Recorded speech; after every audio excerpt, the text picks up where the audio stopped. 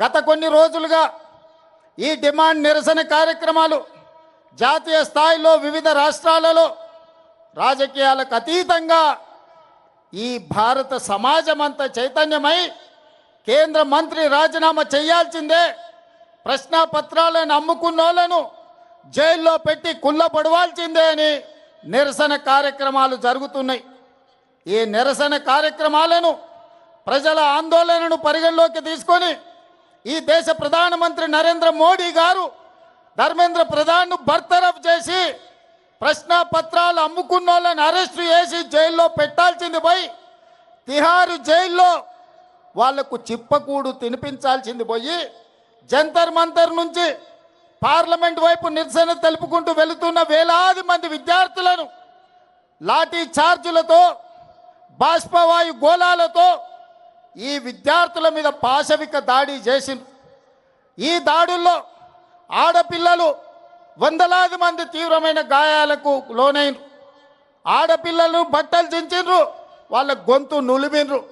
మగపిల్లల్ని తలకాయలు బలగొట్టిండ్రు, చేతులు ఇరగొట్టిండ్రు. ఇవాళ వందలాది మంది ఆసుపత్రుల్లో ఈరోజు చికిత్స పొందుతున్నారు. పదుల సంఖ్యలో విద్యార్థులు మాయమైనరు, వాళ్ళని పోలీసులు ఎత్తుకుపోయినరా, బీజేపీ నాయకులు కిడ్నాప్ చేసినరా, ఈరోజు తెలియని పరిస్థితి. అందుకే प्रतिपक्ष नायकुడు सड़क से लेकर संसद तक लड़ाई जारी रहेंगे।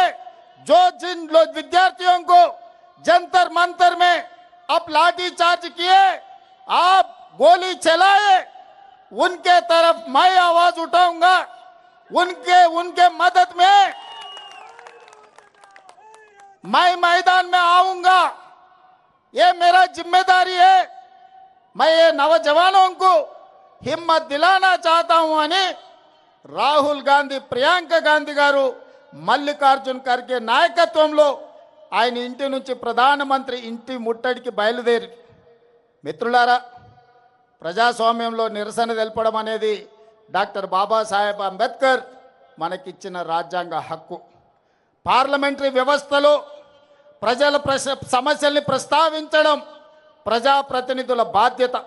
అందుకే 20 తారీఖు నుంచి ప్రారంభమైన లోక్సభ రాజ్యసభల్లో ఈ ప్రశ్నాపత్రాల లీకేజీ, కేంద్ర ప్రభుత్వ వైఫల్యం, ధర్మేంద్ర ప్రధాన్ బర్తరఫ్కు సంబంధించి పార్లమెంటులో చర్చకు తీసుకోవాలని లోక్సభ స్పీకర్ గారిని కాంగ్రెస్ పార్టీ ఇండియా కూటమి అడిగితే ప్రభుత్వం అనుమతిస్తలేదు, నరేంద్ర మోడీ ఒప్పుకుంటలేడు, నేను చర్చలు చేయను పో అని స్పీకర్ గారు చెప్పారు.